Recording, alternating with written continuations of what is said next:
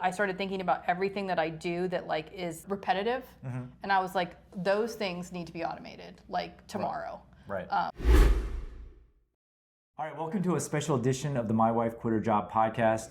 Toni and I are together in Bozeman, Montana, of all places. Right. And we're here for ECF. So what I thought we would do today is do a little bit of a breakdown on what we've learned. I've learned quite a bit. We both went to separate sessions, so we're going to do a little recap here. I'm a little like, my knowledge is like, I feel like I need like 3-day vacation after this to process everything that I've learned this week. I know that I have a bunch of action items that I need to do when I get back. So I think I have 2 massive takeaways. Really? Like that. Only I feel 2? like, no, but like 2 that are like the ones that, because I think one of the things when you go to an event, you are hit with so much information and you're meeting people. Like I literally had a conversation in the parking lot on the way up here to record, right, with our friend Alan. Right. And it's like, how do you decide what is a priority, what you need to start now, what you need to like put on a shelf for later? So for me, there were 2 things that I felt like these are things that I need to start doing today. Okay. We'll go into number 1. Yeah. Well, yeah. You only have 2, yeah, so. That's right. Well, like 2 for today, right? 2 that it's like next week, these 2 things need to be on my list to start working on. So the first one is the automations, AI automations. Like I went to Kevin's talk, I think that was yesterday. Right. And then I went to another one this morning that was way over you would have liked it. Zach Plansky's? Yes. Yeah. Way more technical and basically talking about building your own apps for Shopify, like for internal use, right? Right. But I just realized there's so many little processes in business every day that you do that could be automated. And I know you're really good at this, but I think now with all the AI tools, and yesterday, I think they were using N8N for theirs. Yep. I have a little bit of experience with Make. And so that's probably... It's the same thing. Right. So and I think that's one of those things they said yesterday, like use what you already are using. Don't like switch because we're using something else. But to me, I started thinking about everything that I do that like is repetitive. And I was like, those things need to be automated like tomorrow. Right. And just watching, and like Kevin did a live demo where he showed how to actually take something, I think it was from a Google spreadsheet and, kind of automate it. And it was actually an automation to Slack, which I thought was pretty cool, right? So like when certain things happen, then there's a Slack notification that goes out. So that was my first one where it's like, I need to start evaluating tasks. And if it's a task that is repetitive and done over and over, like it needs to be automated because someone shouldn't be in there doing it multiple times a day. So tell me then, which tasks are on your radar first? So the first task that came to mind, which I think is, if you're in e-commerce, this is a big one, is when we get an order over a certain dollar amount. Like I feel like, especially because we sell low value products, they're high value, but like low price products. Your average order value, I think, is higher than ours, right? Yeah, actually probably. But like our product costs, like we're selling items for $10 and $15. Right. So if someone comes in and spends $800, they are probably a group or a church or a co-op. So we want to have a personal relationship with them just like you do with wedding planners, right? Yep. And so they need a phone call or a personal outreach email. They need to get in the Klaviyo automation, but they don't need just a series of emails from Klaviyo talking about our other products, right? Right. So you can create an automation where, when an order is over X amount of dollars, whoever your customer service person is or the person who manages those relationships, they get a notification in Slack.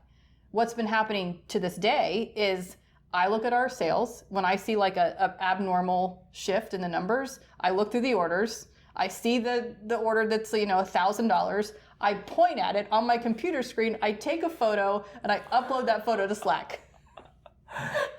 Not efficient. Yeah. I mean, we were doing it the same way.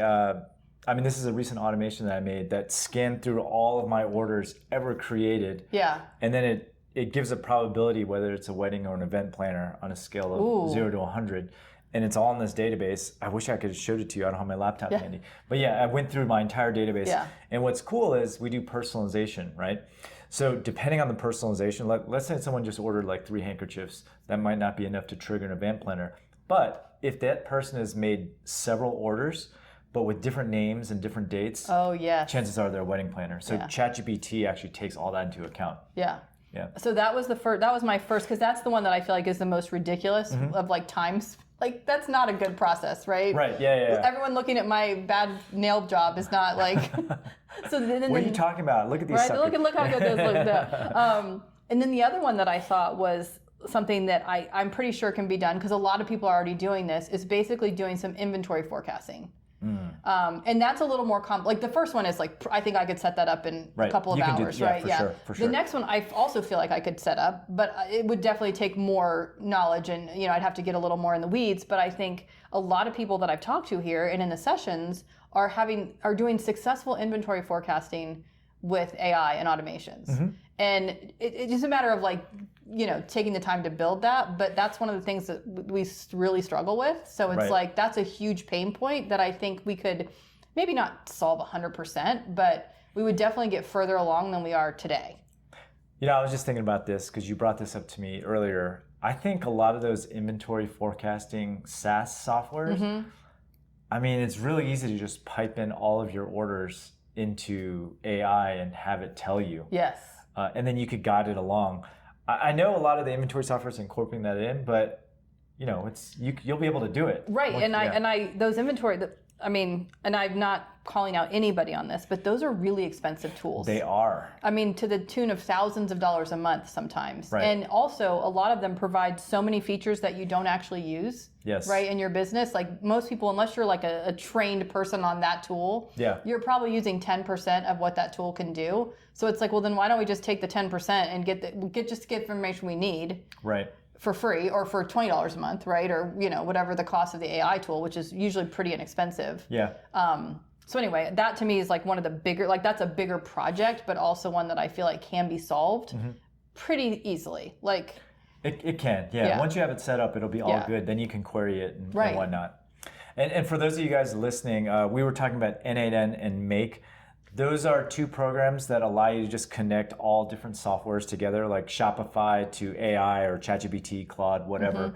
And the trade-off here is N8N is free if you install it on your own server, which is something I love. I love free. Yes. And then Make costs money, but Make is actually pretty inexpensive. Yes. And I think what Kevin recommended is like as soon as you exceed 10,000 operations a month, then it makes sense to go to N8N. Otherwise, you can stick with Make.com. But Zapier is just ridiculously expensive. Yes. Like I moved off of Zapier like a long, long time ago. Yeah. Well, and you said the words install on your own server, so that was like immediately you 50%. But it's literally one click. Is it? Yeah. There's like an option to click on most servers. So.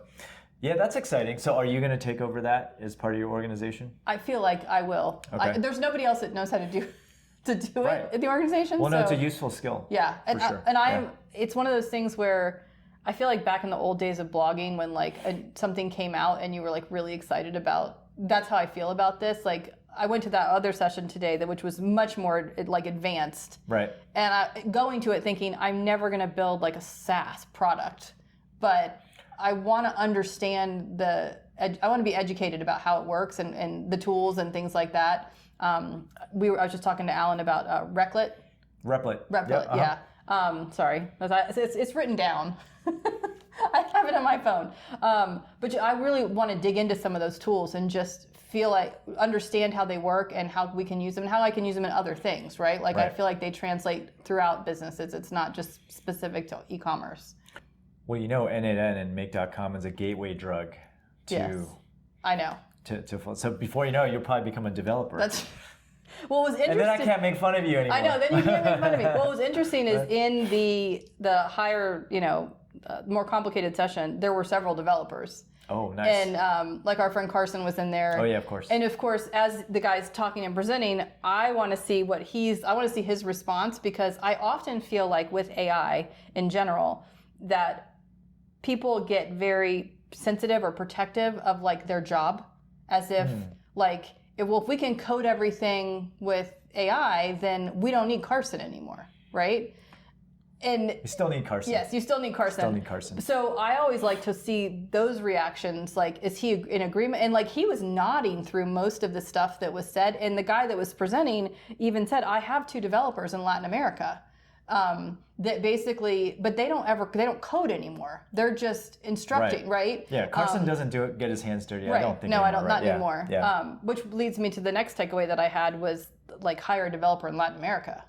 That seemed to be a lot of people that I spoke to after that talk were like, I need to look into this, right? Because he said he was paying, I want to say like $30,000 a year, $40,000 a year for a Latin American developer, and was very, very happy with like the results, the quality, you know, all that stuff, which to me, I mean, I know a US developer is significantly more expensive. So here's actually a shocker. You know, our friend Jeff Oxford. Yes. His whole team, he had like, I think over 100 people. Yeah. It's all gone now. So I heard him tell you that. He moved to Kenya. Oh, so, okay. So what's going on right now is the Philippines is just popular, right? Everyone here has like employees in the Philippines.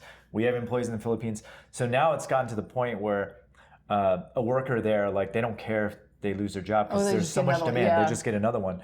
Whereas people in Kenya are hungry, they speak English, and they're very, you know, they really want to do a good job. Yeah. So who knows? Maybe that's the next spot. Like I'm gonna get in touch with. I think Katrina has connections over there, and I'll see if I look at Kenya for my next hire. Yeah, that's I didn't know that. That's really interesting. Yeah, I mean, not a single person left on his Philippines team. Wow. It was just crazy. Well, it was interesting because we were all three talking, and then as I was walking away, you said something. He's like, I don't have anybody in the Philippines. Right. And I wanted to like turn back around, but I was trying to But it was already past 9 o'clock and you had to go back. It was 8:59 and I was like, I turned into a pumpkin. But no, I was really interested. I wanted to find him tonight and ask him about that because I was curious as to why, but that makes a lot of sense.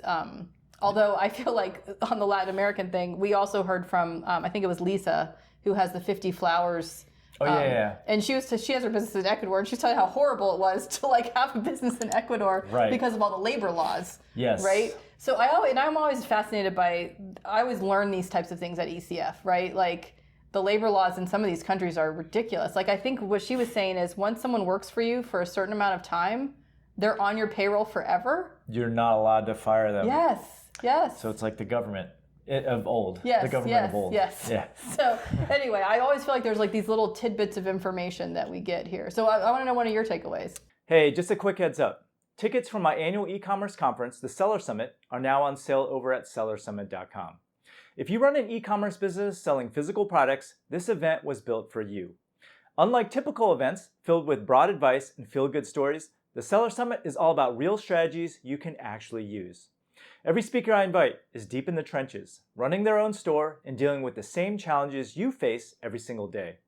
Now, we keep the event intentionally small, just 200 people, so it stays intimate, and you actually get time to connect, ask questions, and have meaningful conversations. I've sold out every single year for the past 9 years.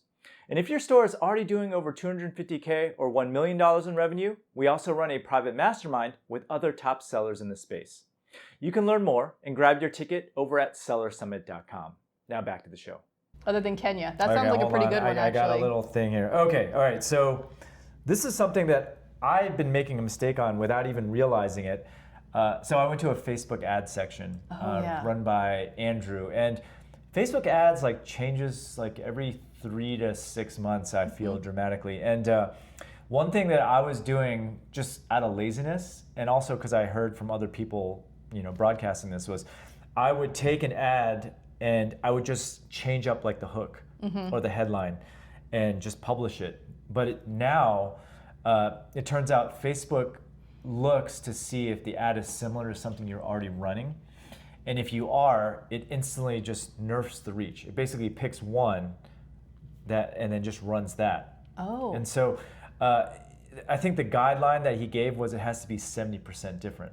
Interesting. But what a lot of people were doing is as soon as you find a video that works, you can just, and it works, you just change up the hook and then mass produce it.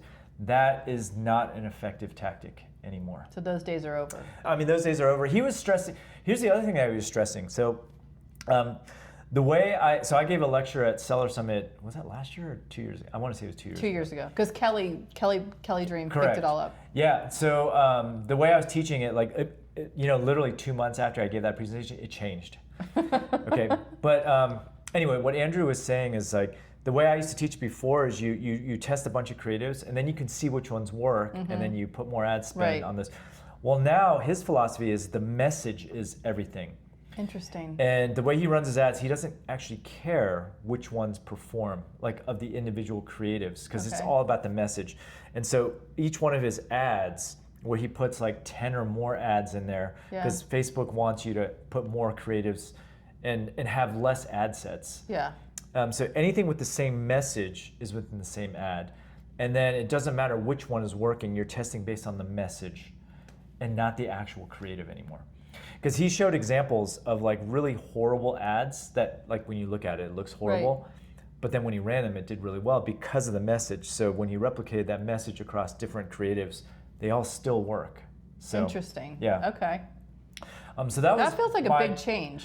The other change also, which I was surprised, is he's like kind of waffling now on, before his philosophy was just create as many creatives as possible. Yes. But he kind of backtracked on that now. He said it doesn't need to be that way anymore. You don't need to pump out as many creatives. You just need to find the messaging that works and then just make variations on that. And with AI, it's so simple. Mm-hmm. Like just changing the image on a different background with the same message is good enough. Which we learned today in Ritu's talk is Correct. very easy. we can talk about Ritu's talk next. Yeah. I got a lot out of it because I had played around with those apps, but I didn't. Sometimes it's hard, like you can do something, but you don't realize the applications of something until you see someone just spell it out, like this is how I'm using it for what. Yes. And so one thing that I picked up is she was creating all these little apps that did all these things to your image, and these are all things that I was doing in Photoshop manually after the fact. And I was, so just to be clear for everyone listening, she gave a really good talk on all the different AI tools and how she was focusing on Nano Banana, which is Google's latest.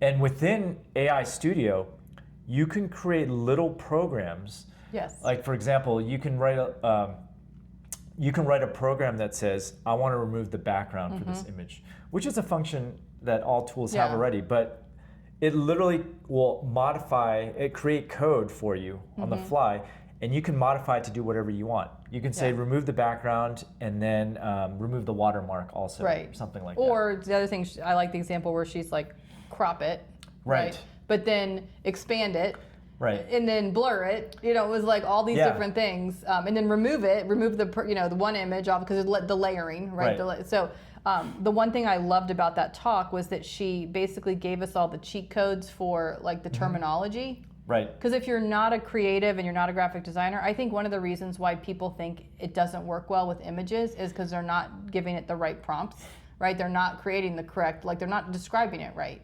And so she basically gave us like the cheat code for a lot of different things. Right. And I was, every year when people give the AI talk, wherever we're at, I always am impressed with like how much better it is. Like the stuff that she was showing us today was ridiculous. Like it used to be like you and I would be like, that's AI, right? And it was very obvious. There's stuff that she showed today that I don't think we would know. I mean, here's the takeaway for everyone listening. If you can't get AI to work, chances are it's your fault. Like you're not describing something very well. And I think of like, so I run a class and sometimes someone will email me and say, hey, I tried this, it didn't work. And that's it, right? And like if I was the AI, I would have no idea how to answer. And so I usually, ask more specific questions. Well, the AI is not going to ask you those specific questions unless you ask it to. Right. And so the more descriptive you are, and it actually boosts like human skill sets. The better you can explain exactly what you want, the better your results will be. And that's why Ritu's framework was excellent, because she outlined, if you want to create an image, for example, what you should put in your prompt to get exactly what you want. Yeah. One of the exciting things about her talk for me, like practical application, and this is like actually my second takeaway, is that when you sell products, right, you get your product photos. And those are pretty specific, especially if you sell on Amazon, they have to be a certain way. And you obviously want to present things in a certain way in your listings. But you also want those lifestyle images to use sometimes on your listings, but also on social media, any other place that you're using it. And the lifestyle images are really hard to come by, right? Because you can hire any photographer, or even yourself can like take product photos with the right lights and white background and all that stuff. But like, if you sell, I don't know, tactical gear and you're not tactical, right? It's real, like if you don't live here in Montana where you've got a mountain in the background that you could use, right? You're like, how am I going to get this the right background type of thing? Or if you sell a kid's product and you don't have kids to put in the photo. And so one of the things that we had talked about with the store for the curriculum was, should we make like Christmas type themed photos for the holidays? Yes. And basically we had to veto it because it's like, we don't have the bandwidth. It's going to cost so much money to do like Christmas photo shoots, right? Right.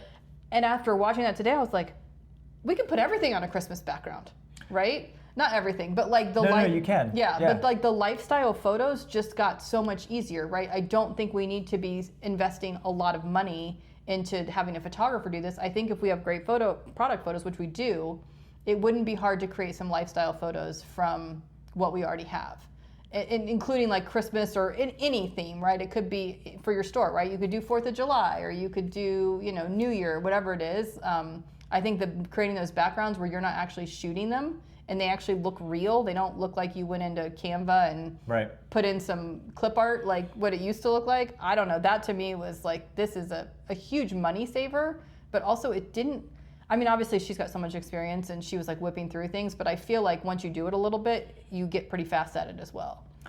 I forgot, I'm drawing a blank now on the site that she told us. Something with a llama. Do you remember what I'm talking about? I think I took a photo of it. Let me Okay, so there's this site, something llama, but it's basically a llama on a whole bunch of different backgrounds and whatnot. And what you can do is you can get the prompts for those llamas, replace the llama with your product and whatnot, and it puts it on all these different backgrounds. One of them, the examples that she gave was a Christmas theme, right? Yes, prompt llama. So prompt llama, yeah. Promptllama.com. So instead of the llama being there, you say put a wedding handkerchief in a Christmas theme. Well, yes. It wouldn't be a wedding handkerchief, it'd be one of our Christmas handkerchiefs in a Christmas theme. It could be, you could get married at Christmas, that's fine. Right, yeah, exactly. And so that was really helpful in case you love one of those backgrounds already and you don't have to think about the prompt. Yeah. So that was, to me, really, and I liked the Google Studio, which the other part about that I thought was really great was that you can share it across your Google. Yes. So if you're using Google for your workspace, it works exactly the same way. So if you have a Google Drive folder, like that's what we use Google Drive for everything. Yeah. Then it works the exact same way. So one of the things I think gets tricky is, especially if you do have a lot of employees or contractors and you're trying to like introduce a new thing. Yeah. If it's too many new things at once for people, sometimes they can't, so even like the login becomes a problem, right? So this, it was just felt more seamless for people that are already using that. So let me just reiterate how cool this is. So you can essentially write your own version of Photoshop in Google AI Studio. So if you have like a very specific way to process your images or whatnot, it literally writes the code and you have your own private little Adobe Photoshop that does whatever you want. And I was thinking to myself when I was watching her talk, like Adobe Photoshop is, I think it's pretty much done because I'm already using Nano Banana more than I am Photoshop. Yeah. So like the other day, I was sending out an email for some promotion and I was feeling lazy. So I took one of my old creatives from an old email and I just plugged it in Nano Banana and I said, can you just change the year of this to 2025? And then I sent it out. In Photoshop, because I didn't have like the PSD file anymore, I just had the JPEG, I would have to erase it and then find, it would have taken forever. Well, not forever, but. But I mean, think about it. If you're doing that 10 times a week and you're saving 10 minutes, right? I mean, it adds up, right? Yeah. Over time and in continuing to find other processes like that. And I also think, and this is where it gets tricky, right? Because I feel like maybe you don't need the same amount of design team, right? Or maybe you don't need, if you, like we use illustrators. So like, you're able to be more efficient and you don't, you're using them now as more directors as opposed to like the creator part. Like they're telling AI what to do, but they're not spending 2 hours creating an image. Yeah. So I think there's a lot of use in that. Well, what blew my mind also was I just got out of the Facebook talk when we went to the AI talk, and one thing that's been a struggle for us is getting videos done, right? Mm-hmm. And so Ritu had this flow where you generate the image of a person holding something, and then you replace that something with your product, and then you put it into Kling or Sora, and then you animate that, right? So you can have like a supermodel modeling handkerchiefs or something like that. In a video. Bumblebee's taking a whole new turn. Right. So, and I guess the next step for that might be to put words in that model's mouth. I don't know if I'm going to go there yet, but like one thing that one of my buddies was advising that I do is take a lot of these like mini movements of people holding your product and just put them in a montage, because it really catches the eye because there's slight motion. Yes. And then pump out a bunch of ads that way. Yeah. Well, you showed me a model that was talking a while back. Yes, she was. And it looked really good. Yeah. I can't remember what I used that for. I think I used that for one of the Facebook ads creatives. Yeah. The other thing that she mentioned is that, I'm going to blank on the Sora 2. Sora 2, it's not out yet. Yes, it's in. You have to have an invite. She's like, she hadn't gotten an invite yet. I'm surprised she hasn't gotten an invite. I was too, actually. Do they know who she is? I was like, if you're not getting an invite, I'm never getting an invite. Yeah. But I think that's the other thing to think about is almost every day, right? Stuff's getting better, things are changing, they're coming out with new, levels of products, and I don't know, it feels like, it's almost like it just feels like too much sometimes, right? It just feels like everything's just rushing by because everything's changing so quickly. I mean, the list of AI tools that she gave was ridiculous. I want to say there were 15 things on there. I think just for creatives. Just for creatives. I think for me, like the stack is Nano Banana, Kling, and then Sora. I just canceled my Midjourney membership. Well, she mentioned Midjourney today, too. She did, but it's like behind now. Yeah. And they just take turns leapfrogging each other. So you basically have to just check back like every month or whatever. So, and speaking of that, were you in this conversation? I think you weren't here this morning. We were talking about Claude versus Chat versus Gemini and who's going to win. There are no winners. They're just going to keep leapfrogging each other. I'll tell you my favorites, but go on. No, tell me who do you think's going to win? So Lars had an opinion on who would win. I mean, there's no winner because they're all good at different things, right? And we're all winners. No. We're Gen Xers. No, everyone's not a winner. Here's what I was shocked at. I was shocked by how many people use Gemini.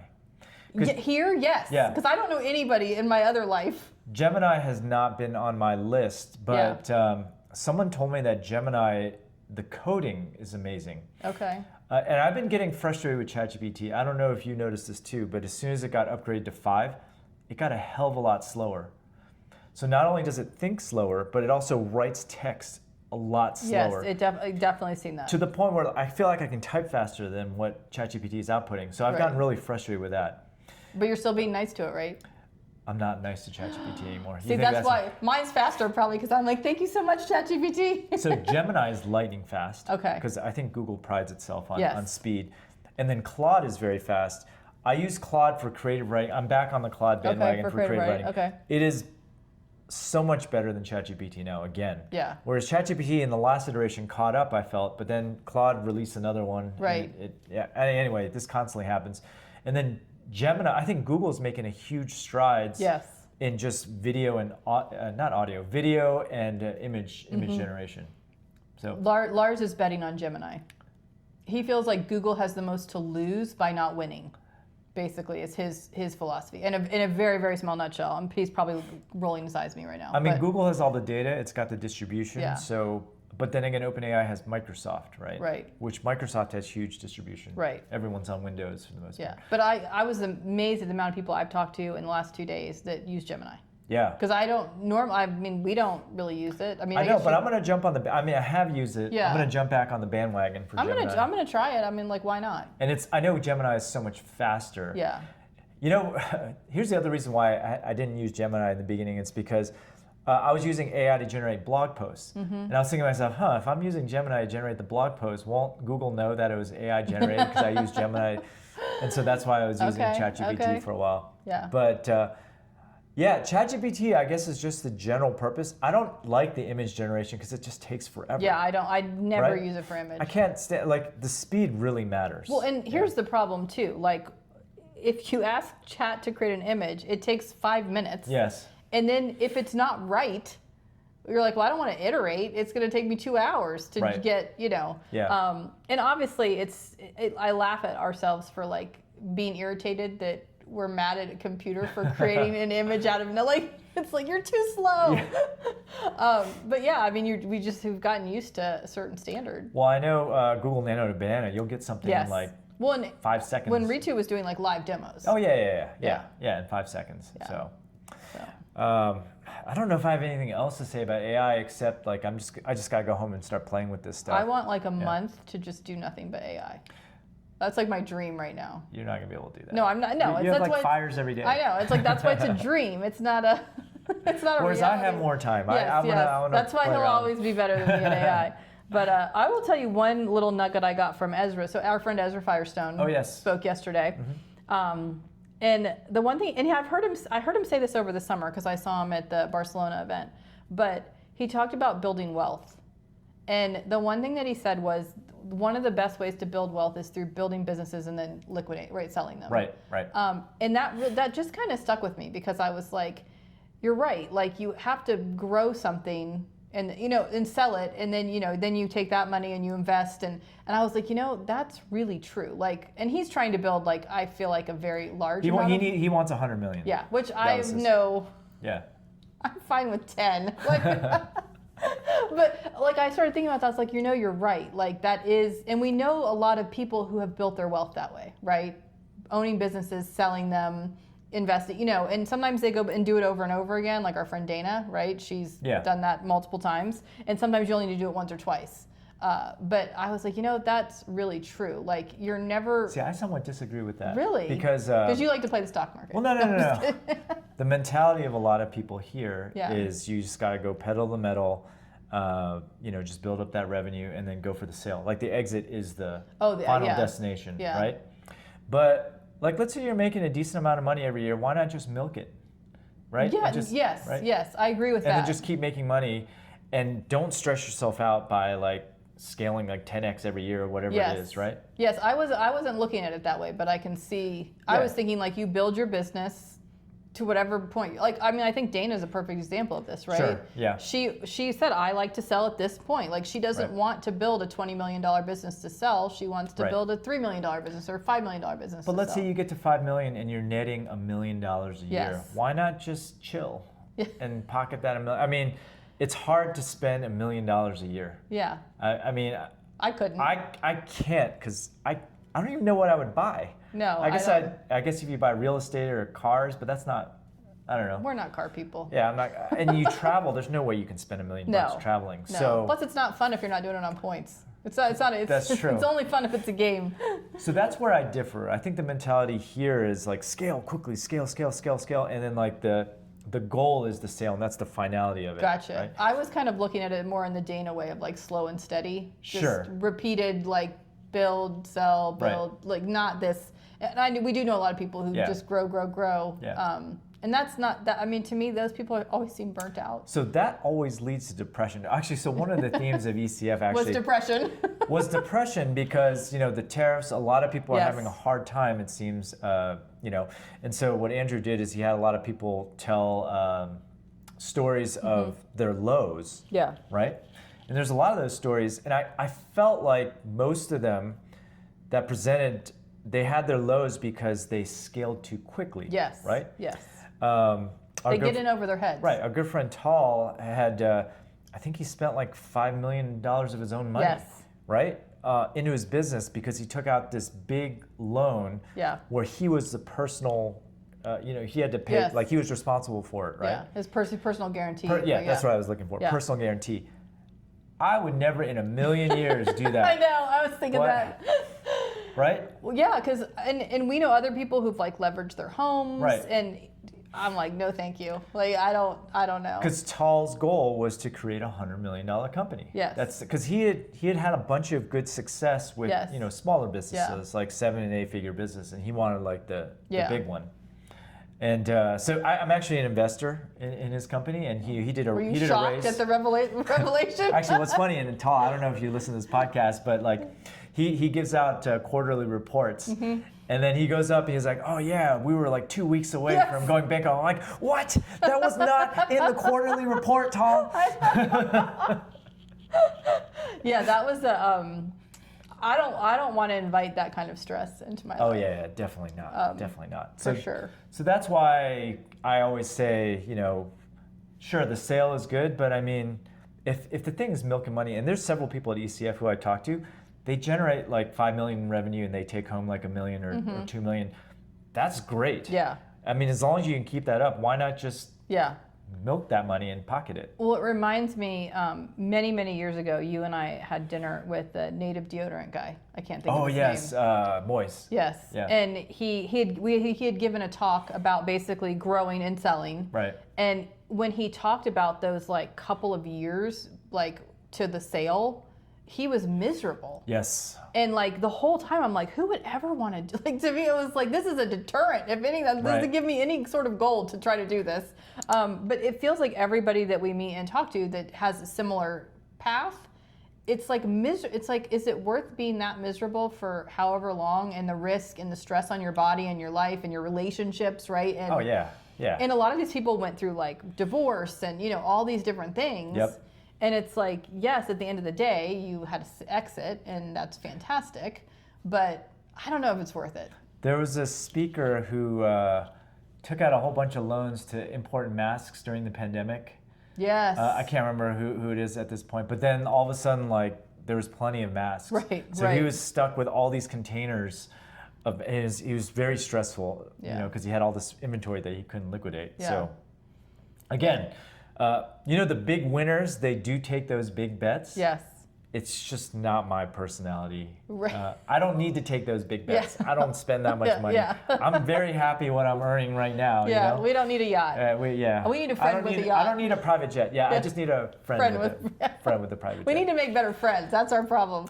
You know, it's funny because someone was asking me, hey, why don't you buy properties, in your favorite vacation Montana? spots or whatever. I'm like, I don't want to take care of a property. Right. I'd rather just go there and rent something for the period that I'm and there. not worry about it for the rest of the year. And not worry about like a water main breaking or something like that. So. Well, the guy who closed us out, I can't remember his name, but he was a good speaker. We can look it up. Hold on.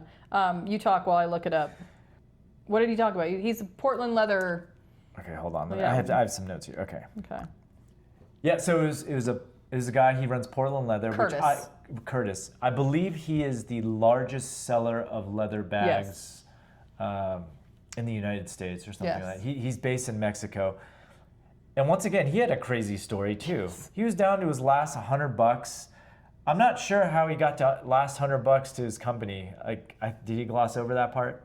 No, remember he got like sent out on the streets, and they literally pulled him into a detox center. Yes. And then when he got out of the detox center is when he realized that he might need to make some changes. Yeah. When he was living out of his car and. Right. But the one thing that he was talking about that I thought was really like a really good takeaway is that to move from like if you want to move from 5 million to 10 million, right? You have to do something different. Right. You can't continue on the same path that you've been on. And I see so many people on the same path. I agree. And he was like, someone who was a great marketer, this I thought was really interesting, someone who's a great marketer in 2017 is not a great marketer today if they're still doing the same things from 2017. Right. And I was like, that's so true. And you see that, I see that with a lot of people. And you've, not to criticize anybody in like your mastermind group or bloggers we know, but like the people that didn't pivot, right, when things started changing, a lot of them, I mean, like most of the bloggers that I knew in 2013 are not bloggers anymore, which is, sometimes they just went on to bigger, better things, and that's great. But to be fair, they were milking tons of money for decades. Yes, they had it good for a long time. Yeah. But I do think that's true. Like if you're not willing to make like changes and pivots and try new things, and I think that's that seemed like one of the things he was really good at is like taking. They didn't seem like crazy risks, but like doing things. Like he said, he left. One of them was pretty crazy, I thought. The warehouse? I thought the warehouse was kind of crazy. The warehouse was, well, go on. I'll let you explain. The Etsy one. Did you think that was crazy? I thought the Etsy one was crazy. So he was making like a good amount on Etsy. And if any of you guys have ever sold on Etsy, you know that Etsy likes to like screw over their sellers basically on a monthly basis. Right. And he was getting frustrated. And he said he was a top Etsy seller. And so he decided to go to Shopify while still on Etsy. He made one sale on Black Friday. And he was like, we're done with Etsy. Right. And he jumped straight to Shopify. Which, that was a little bit of a risk. Yes. But, I also feel like it definitely paid off for him. And we see this a lot with people, too. Like, you can't always have your feet in two pools, right? Sometimes you have to make a decision and take that risk.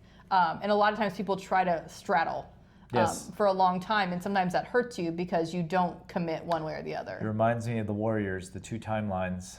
Draymond Green, Steph Curry, and then the young guys. But the other takeaway of his was also like if you want to double your business, you got to think 10x, yes. right? Yes. And so you got to do those things that have outsized gains, like tweaking your website's not going to take you there. Yeah. You know, running the same ads or just the same way is probably not going to take you there. So you got to do something outsized. I remember I went from 6 to 7 when I introduced, I think, 2 things. Meta ads and email marketing, I think, took me there. I think you need like 3 sources or something like that to take you to 7 figures. But if I was just doubling down on SEO and Google, I don't think I would have reached it just on that. I've also realized the reason that we're not more successful is we never had like an alcoholic period.